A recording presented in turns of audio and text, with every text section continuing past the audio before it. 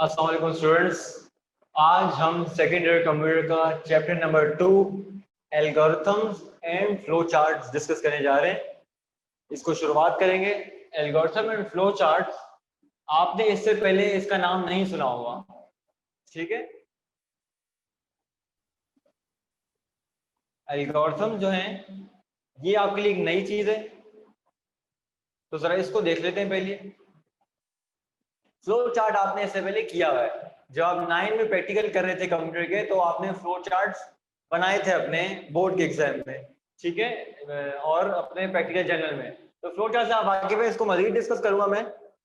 सबसे पहले आपको एल्गोरिथम बता दिया जाए कि एल्गोरिथम क्या है। तो बेटा एल्गोरिथम ऐसा है कि आप कोई भी चीज, अगर कोई प्रोजेक्ट आप या कोई सॉफ्टवेयर या कोई प्रोग्राम बनाते हैं, तो उसमें बनाने से पहले वो सबसे पहले आपने लिखने होते हैं उसके स्टेप्स, ठीक है। सबसे पहले उसके बनते हैं स्टेप्स कि हमारा जो प्रोग्राम है या हमारा जो सॉफ्टवेयर है वो किस किस तरह से किस किस मरहले से गुजर के कंप्लीट होगा, ठीक है। इसकी एग्जांपल मैं आपको ऐसे दूं, जब हम चाय बनाते हैं तो चाय की एक रेसिपी होती है। सबसे पहले आपने बर्तन लेना है, स्टेप नंबर 1 बर्तन लेंगे, स्टेप नंबर 2 आप फायद कर जलाएंगे, स्टेप नंबर 3 पानी डाला, स्टेप नंबर 4 पत्ती डाली, ठीक है। तो ये सारे स्टेप्स हैं। हर चीज बनाने के एक स्टेप्स होते हैं, एक तरीका होता है, ठीक है, जो एक मैनर होता है। तो एल्गोरिथम भी यही है, किसी भी प्रोग्राम को आप स्टेप बाय स्टेप मेंशन कर दें, उसके एक तरीका लिख दें, ये कहलाता है एल्गोरिथम। इस चीज का नाम है एल्गोरिथम, ठीक है। Proper definition, step by step processing to solve any problem, ठीक है। किसी भी चीज को मैं स्टेप बाय स्टेप लिख दूं, वो हमारा एल्गोरिथम कहलाएगा, ठीक है।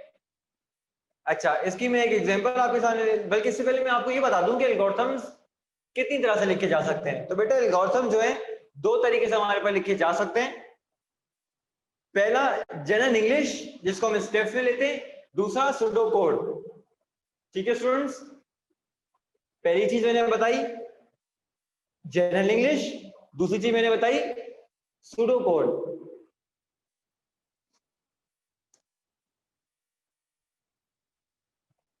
दो चीजें मैंने आपके सामने बताई, एक तो हो गई जनरल इंग्लिश, दूसरी चीज सुडो कोड। तो बेटे जनरल इंग्लिश क्या है? लेट सपोज मैं एक प्रोग्राम लेना चाहता हूं जिसमें मैं बोल रहा हूं कि दो नंबर लेते, यूजर से दो नंबर लेते, उन दो नंबर का सम करवाकर प्रिंट करवा के दे देते। छोटा सा एक प्रोग्राम है, मैं चाहता हूं कि ऐसा प्रोग्राम बनाऊं जिसमें दो नंबर लूं, ठीक है, एक ए एक बी, किससे? यूजर से रीड करवाऊं, ठीक है, और उसको सम करके प्रिंट करवा दूं, ठीक है। आए देखें। अच्छा, मैं प्रोग्राम नहीं लिख रहा, मैं प्रोग्राम का एल्गोरिथम लिख रहा हूं, ठीक है, इंग्लिश, जनरल इंग्लिश में 1 वाली टर्म में मैं लिख रहा हूं।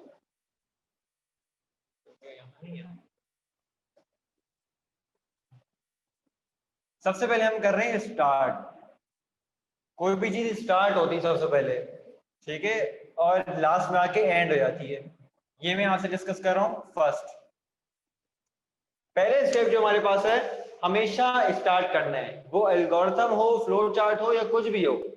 पहले स्टेप याद रखना, आपने स्टार्ट करना होता है। इसके बाद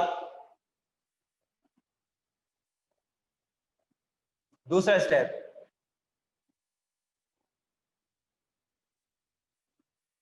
रीड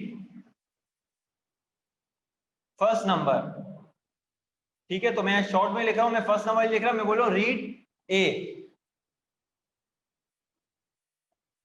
मैंने यूजर से मांगा एक वेरिएबल ए। प्रोग्रामिंग नहीं कर रहे कि मैं इसमें ये नहीं लिखूंगा कि हमने मांगा है इंटीजर ए मांगा है, मैं प्रोग्रामिंग पे नहीं जा रहा अभी, मैं सिर्फ आपको एल्गोरिथम बता रहा हूं। रीड ए, यूजर से मांगा है एक वेरिएबल जिसमें इंटीजर है, ठीक है। दूसरा दूसरा स्टेप, तीसरा स्टेप रीड बी।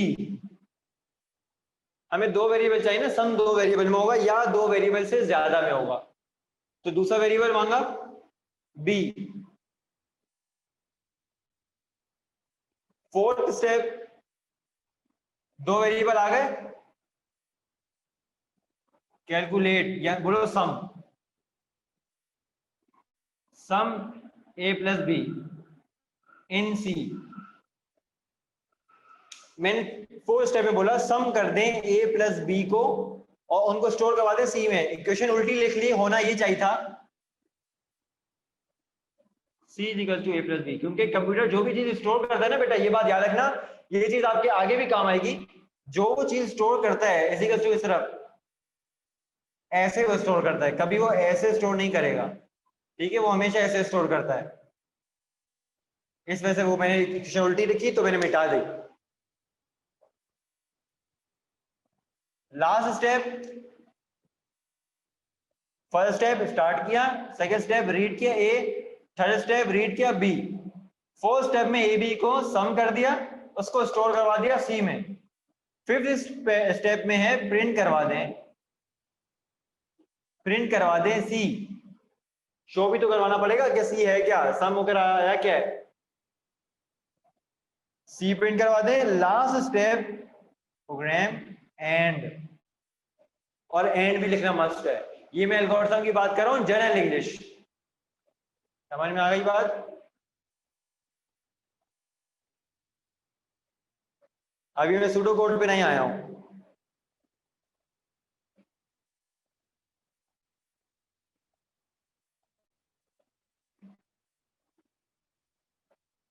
अच्छा, सूडो कोड की प्रोनाउंस जो है ना, वो आप सूडो कोड इस तरह से पढ़ते हैं,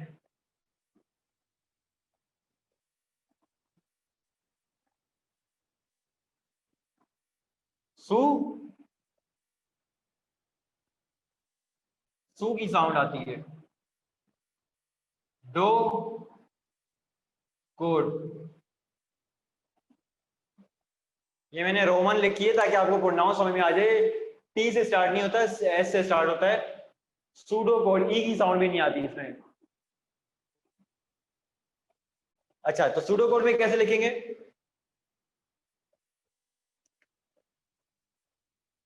मैं यही इसी स्टेप से बात कर रहा हूं, इन्हीं जनरल इंग्लिश से बात कर रहा हूं, सूडो कोड में जा रहा हूं। सबसे पहले हमारा स्टार्ट था, ठीक है, एल्गोरिथम में जनरल इंग्लिश में हमारा सबसे पहले था स्टार्ट, लेकिन वहां हम क्या लिखते हैं, हम जनरल में बात करते हैं, मतलब पूरी इंग्लिश लिखते हैं। क्या लिखते हैं? स्टार्ट हो रहा है तो लिख दो टू स्टार्ट द प्रोग्राम।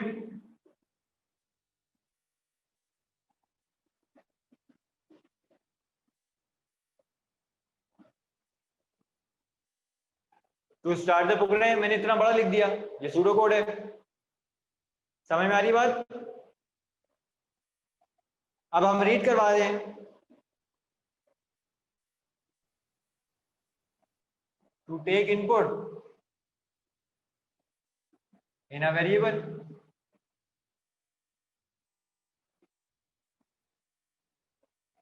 फर्क समझ में आ रहा है?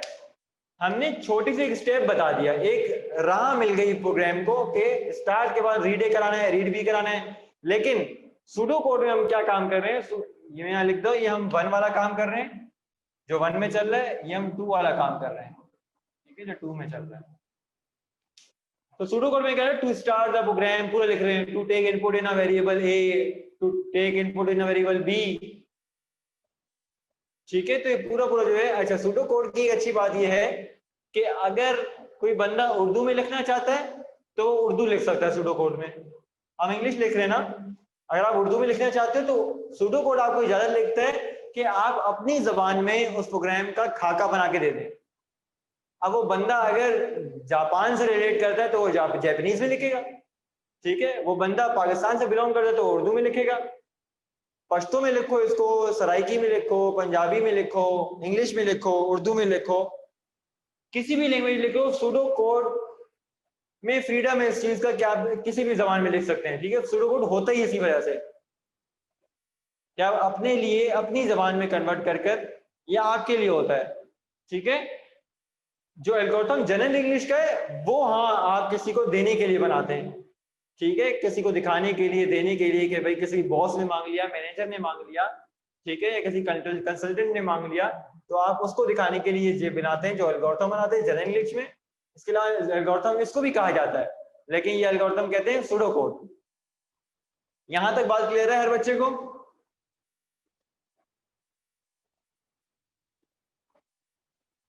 अच्छा, जनरल इक्वेशन और सूडो कोड में एक और चीज मैं आपको बता दूं कि जनरल इंग्लिश के जो आप एल्गोरिथम बनाते हैं वो आप स्टेप टू स्टेप डाउन में लिखते हैं, समझ में आ रही है बात? आप उसको वर्टिकली लिखते हैं।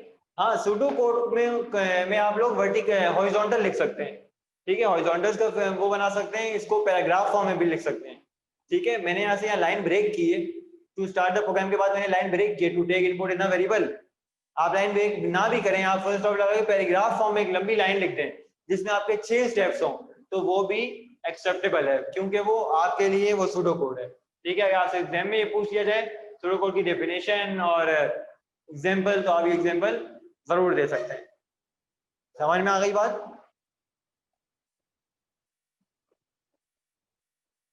आगे बढ़ते हैं बेटा इसके बाद।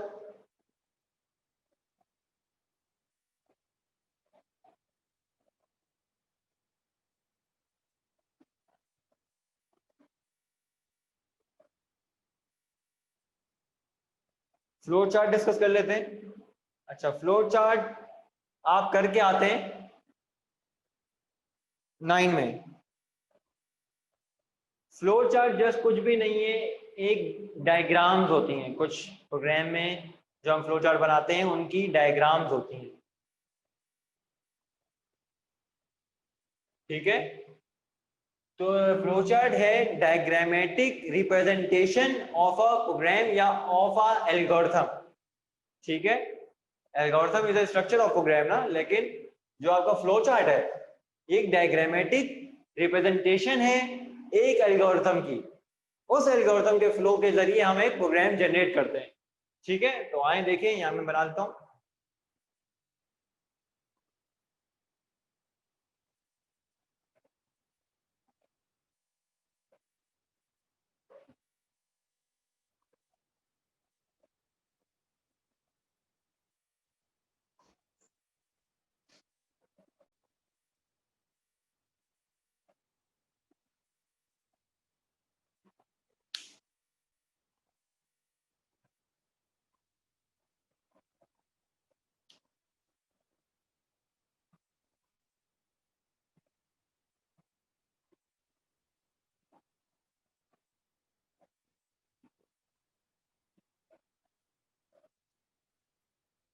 एक तरफ मैं नेम लिखता जाऊंगा, एक तरफ मैं सैंपल बनाता जाऊंगा, ठीक है। सबसे पहला नेम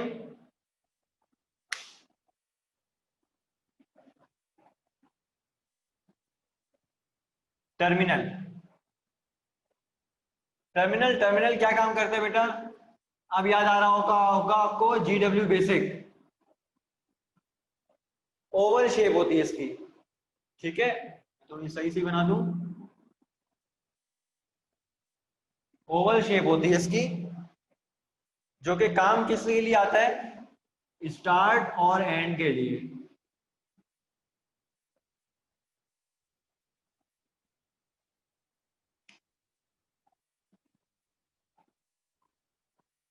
वहां मैं उस सैंपल का पर्पस लिख देता हूं,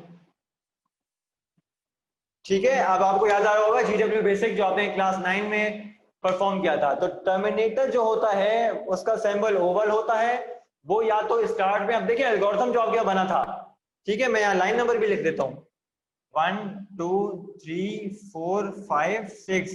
अब आप देखिए 1 और 6, लाइन नंबर 1 एंड 6 में स्टार्ट है और एंड है, तो स्टार्ट में भी ओवल शेप आएगी और एंड में भी ओवल शेप आएगी और आनी चाहिए। नहीं आया तो इसका मतलब कुछ ना कुछ गड़बड़ है, ठीक है। इसके बाद आके एक और शेप पे चलते हैं, आपके लिए नई बात नहीं है।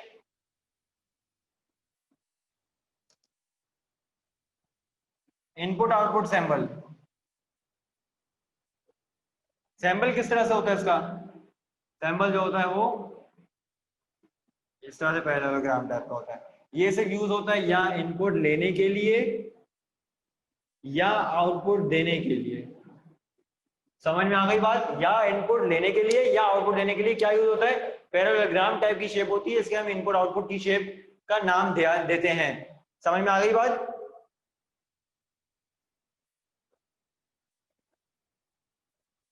ठीक है, इसके बाद एक और नेम है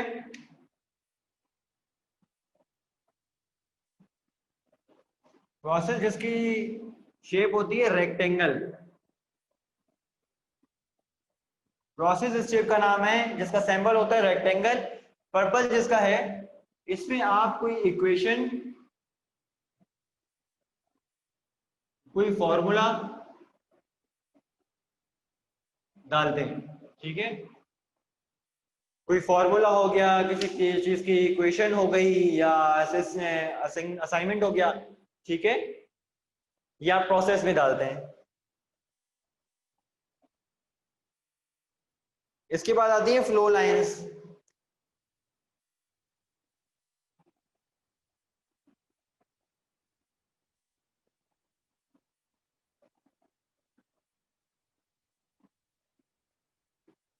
ये सिर्फ फ्लो बताता है, लाइन का फ्लो बताता है, या बोलो flow of program, flow of algo.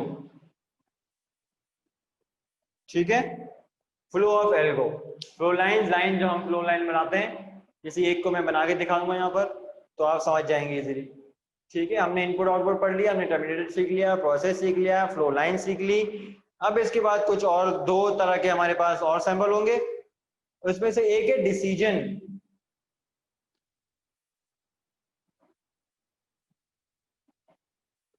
ठीक है बेटा, एक और बॉक्स है डिसीजन, जिसके हम लूप और डिसीजन लेते हैं। ठीक है, कि आगे क्या करना चाहिए। डिसीजन का जो सिंबल है वो होता है काइट की तरह। ठीक है, इसमें हम ऐसा लिखते हैं कि क्या आया ये चीज करेक्ट है और रॉन्ग। ठीक है, तो ये चेक करता है condition.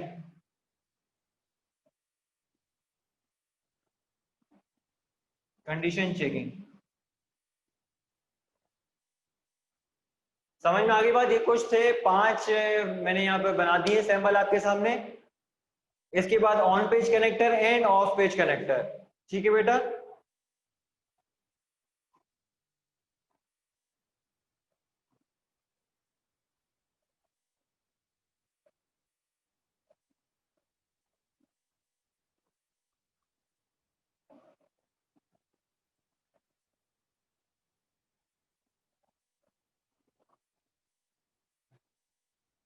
On page connector end of page connector. अगर ये कोई सवाल आपके दिमाग में आ रहा है कि क्या चीज क्यों है, ऐसा क्या क्या है, तो आप जल्दी से मुझसे चैट बॉक्स में पूछ लें।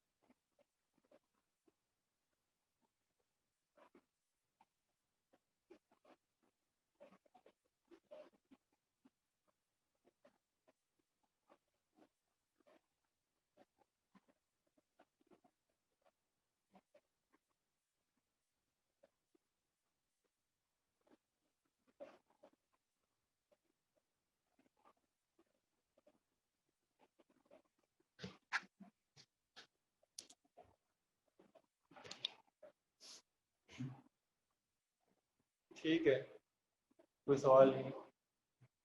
अच्छा, आगे बढ़ता हूँ। तो ऑन पेज कनेक्टर पे आते हैं और ऑफ पेज पे कनेक्टर पे आते हैं। ऑन पेज कनेक्टर क्या होता है ये भी मैं आपको बता दूं। अच्छा, ऑन पेज कनेक्टर का सिंबल, ऑफ पेज कनेक्टर का सिंबल।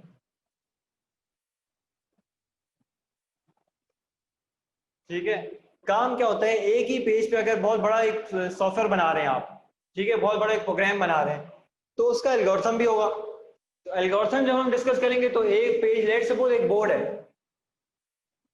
3000 लाइन का कोड है। तो 3000 लाइन का पूरा एल्गोरिथम भी होगा। एल्गोरिथम लिखते लिखते बोर्ड तो खत्म हो जाएगा, अगला बोर्ड आएगा।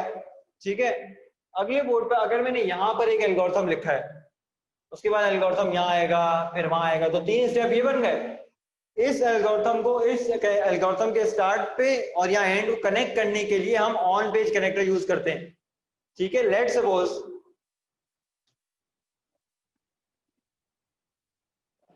ये मेरे पास पेज है।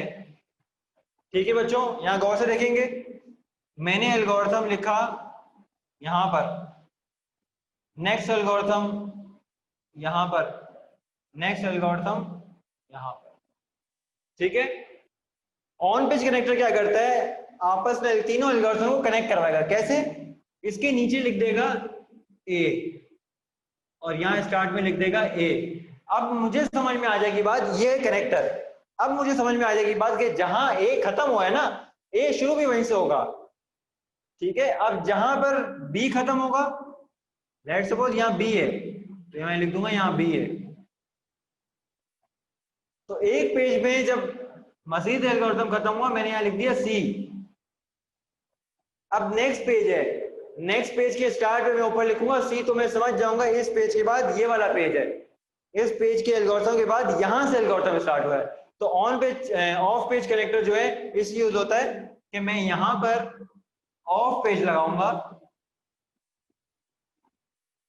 इस तरह का मैं सिंबल दूंगा, सी दूंगा, और नेक्स्ट जो पेपर होगा या बोर्ड होगा या पेपर कुछ भी होगा, उसमें मैं स्टार्ट के एल्गोरिथम पे इसी तरह का सिंबल बनाकर उसके ऊपर सी लिख दूंगा, तो वो हमें पता चलेगा यहां से कनेक्ट हो जा रहा है।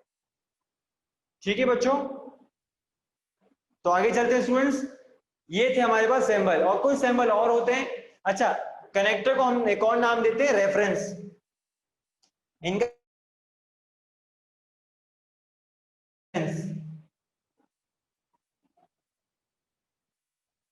इन सिंबल्स के अलावा और भी सिंबल्स होते हैं। डॉक्यूमेंट का सिंबल होता है जिसको हम शो करते हैं ऐसे,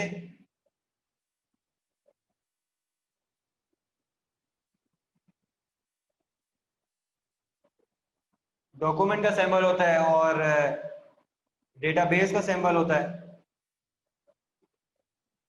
ठीक है, लेकिन ये आपके कोर्स में है नहीं। और भी बहुत से सिंबल्स होते हैं, बहुत सी चीजें होती हैं, लेकिन आपके कोर्स में है नहीं, तो हम डिस्कस नहीं कर रहे हैं। ठीक है स्टूडेंट्स, आगे बढ़ता हूं।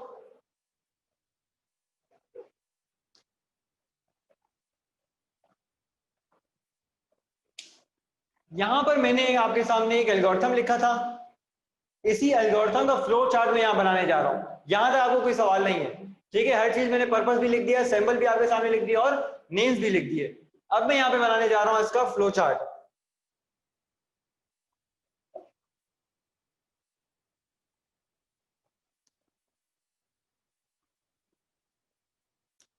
ये हमने बनाया था एल्गोरिथम, यहां पे हम बना रहे हैं इसका फ्लो चार्ट।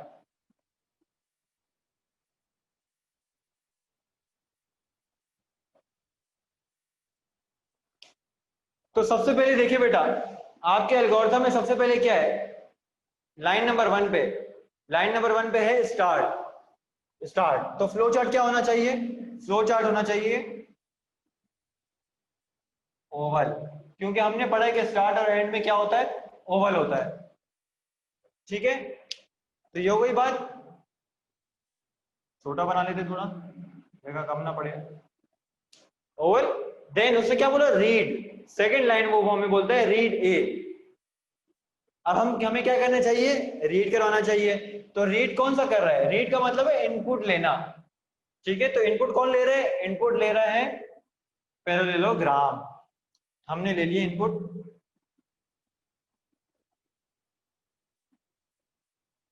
मेंशन कर दे अंदर, ऊपर मेंशन कर दिया मैंने स्टार्ट,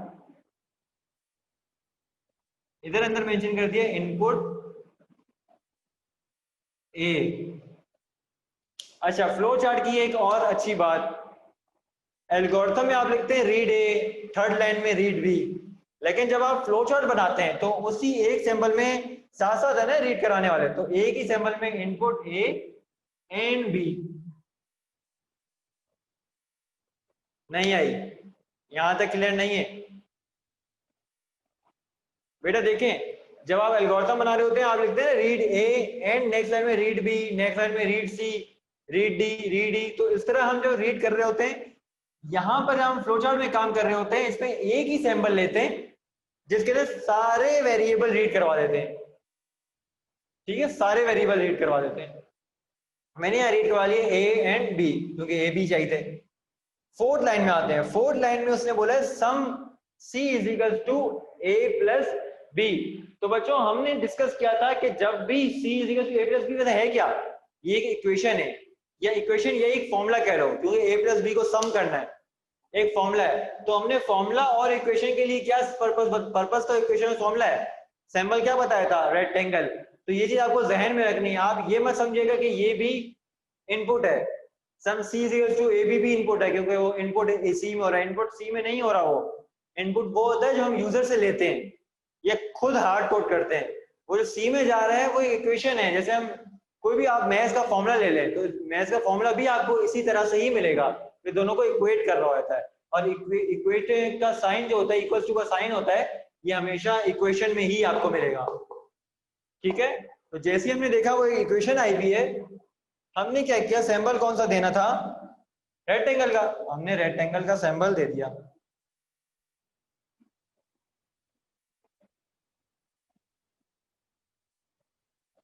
ठीक है, रेक्टेंगल का सैंपल दे दिया और उसके अंदर क्या लिख दिया, sum C is equal to A plus B. यहां तक बात क्लियर है? उसमें लिख दिया C is equal to A plus B. अब line number 5, print C. Print का मतलब होता है आउटपुट देना। याद रखना बच्चों मेरी बात, प्रिंट का मतलब होता है आउटपुट देना। तो प्रिंट क्या करवाना है, सी, जो भी सम का रिजल्ट है, ए लेट सपोज ए है 5 और बी है आपका 3, तो 5 and 3 8, सी के अंदर क्या स्टोर हुआ, 8। प्रिंट क्या करवा दो, सी में क्या है, 8 है। तो आउटपुट स्क्रीन पे आपके पास 8 लिखा हुआ आ जाएगा। तो हमारे पास आउटपुट क्या आया है, आउटपुट के लिए हम क्या यूज कर रहे हैं, पैरेललोग्राम। तो बेटा देखें यहां पर वापस आ जाएगा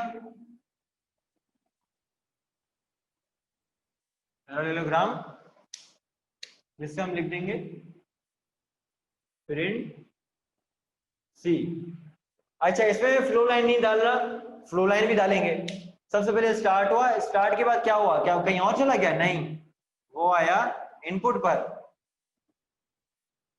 ठीक है, इनपुट के बाद क्या किया, वो गया सम के ऊपर। सम के बाद कहां गया, वो आया प्रिंट पर, प्रिंट सी किया उसने। और प्रिंट सी करवाने के बाद आखिर में क्या किया, अब तो आउटपुट भी आ गया। अब क्या है, तो बेटा अब तो एंड करना है ना, आउटपुट आ गया, अब एंड कर देंगे। तो एंड करते देखें, एंड के लिए क्या हमने पढ़ा था, एंड के लिए हमने पढ़ा था सैंपल टर्मिनेटर, हमने टर्मिनेट करवा दिया, अंदर लिख दिया एंड। अंदर आपने मेंशन करनी है ये चीजें। ये था फ्लो चार्ट बनाने का तरीका। आपने एल्गोरिथम देखकर ही फ्लो चार्ट बनाना होता है। तो सबसे पहले आपको ये बात समझ में आ गई होगी, ये बात क्लियर होगी कि सबसे पहले काम हमने क्या करना है, एल्गोरिथम लिखना है, उसके बाद हमने जाके फ्लो चार्ट बनाना है। और फ्लो चार्ट ऐसे ही आपने बनाना है, सफाई से। किस तरह सफाई से, आपने मेंशन करनी, देख रहे हैं एक सीक्वेंस में आ रही चीजें, ठीक है, ये सीक्वेंस बरकरार रखना लाजमी है। ऐसा नहीं है कि आपका स्टार्ट यहाँ जा रहा है, फिर आपने पैरेललोग्राम ऐसा बना दिया, रेक्टेंगल यहाँ बना दिया और बोले मैं लाइंस तो दे रहा हूँ ना सर, तो बेटा ये गलत हो जाएगा। सिर्फ लाइन देना, फ्लो लाइन देना इंपॉर्टेंट नहीं है, इसको सीक्वेंस भी देखना इंपॉर्टेंट है कि किस तरह से सीक्वेंस जा रहा है। ये हरकत हम तब करते हैं जब, ये भी करते हैं, ऐसी बात नहीं, ऐसे भी करते हैं।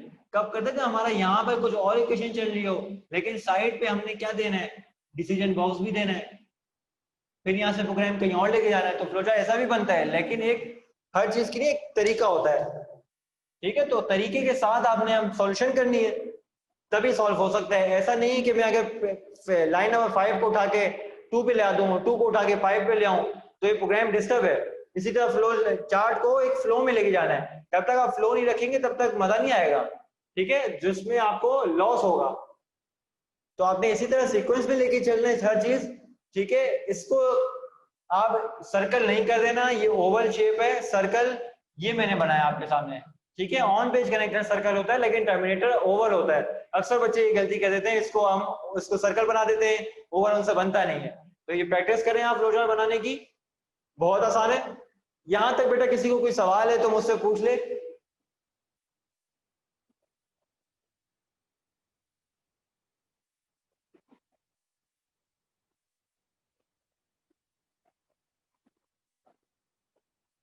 कोई सवाल नहीं है, ठीक है। यहाँ मैं अपने चैप्टर को खत्म करूंगा, सेकंड चैप्टर में ये सब, इसके बाद और मजीद एल्गोरिथम और फ्लो चार्ट ही बनाएंगे सेकंड चैप्टर के, ठीक है। तो आज का लेक्चर मैं यही खत्म करूंगा, तब तक मुझे इजाजत दें, अपना ख्याल रखें, अल्लाह हाफिज।